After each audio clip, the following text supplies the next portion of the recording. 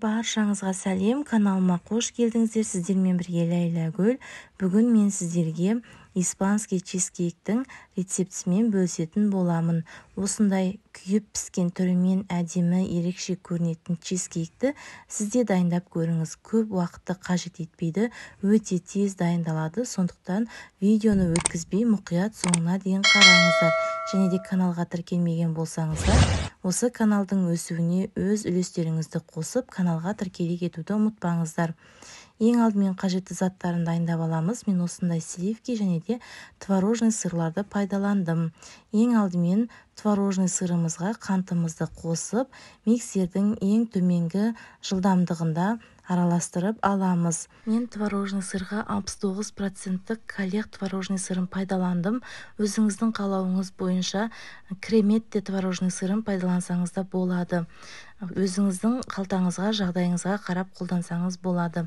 Осылай шетін бір қабат қайырып алып, тағы да миксерлейміз. Содан кейін жұмыртқамызды бір-бірден қосып араластырамыз. Әр қосқан сайын осылай миксердің ең төменгі жылдамдығында араластырып аламыз. Барлық қолданған ингредиенттеріміз бөлме температурасында бір қалыпты температурада болуы керек. Барлық қажетті заттарды видеоның астындағы описание бөліміне жазып қалдырамын. Сол жерден қарап көрсеңіздер де болады. Барлық жұмыртқамызды осылай қосып болғаннан кейін шетін тағы да бір қабат қайырып миксерлеп аламыз. Енді сливкиімізді қосамыз. Сливкиіміз міндетті түрде 30%-дан жоғарғы сливки болуы қажет.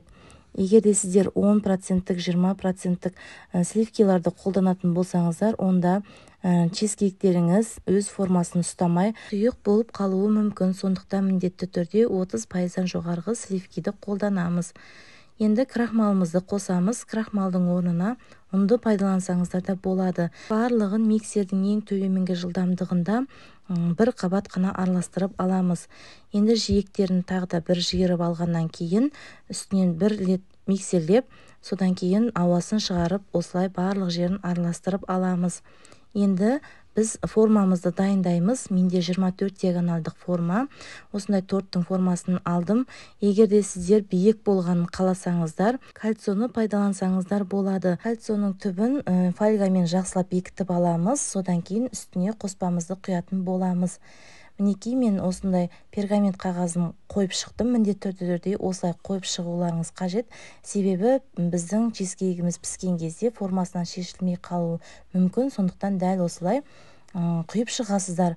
Құйғаннан кейін ұрғыштап осылай ауасын шығарып, алдын ала қызып тұрған пеште 200 градуста 50-55 минутта пісіп шығады. Пісіп шыққанын өздеріңіздің пештеріңіздің градусына қарап қоясыздар. Егер де сіздерде әсел пеші болатын болса, онда градусы төмендетіп қоясыздар. Міне біздің чизкейктеріміз пісті. Осылай дірілдеп тұрады. Оны піспеді деп ойламаңыздар, дәл осылай дірілдеп тұру керек. Одан кейін біз жартылай осылай қақпағын ашып қоямыз. Кішкене суығаннан кейін барып пешімізден алатын боламыз. Бастапқыда осылай көтерілген чизкейгіміз суығаннан кейін осылай кішкене өзінің формасын жоғалтып отыруы мүмкін.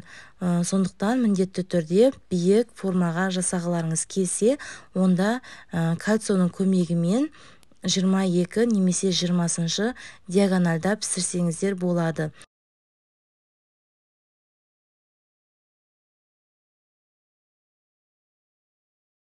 Өте оңай және де тез дайындалады. Сондықтан міндетті түрде қонақтарыңызға осындай рецептпен жасап көрсеңіздер болады.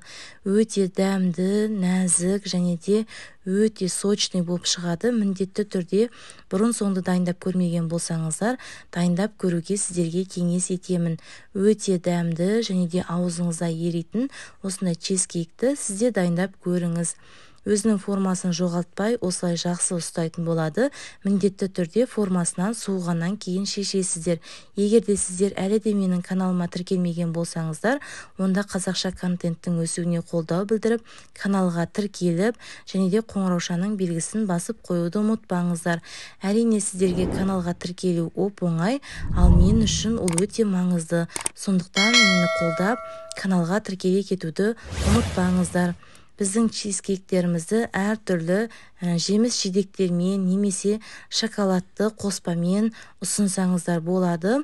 Барлығы өзіңіздің қалауыңыз бойынша, не болмаса тура осылай ұсынсаңыздар да болады. Бұл чизкейк оформленияны қажет етпейді және де пропитканы да қажет етпейді.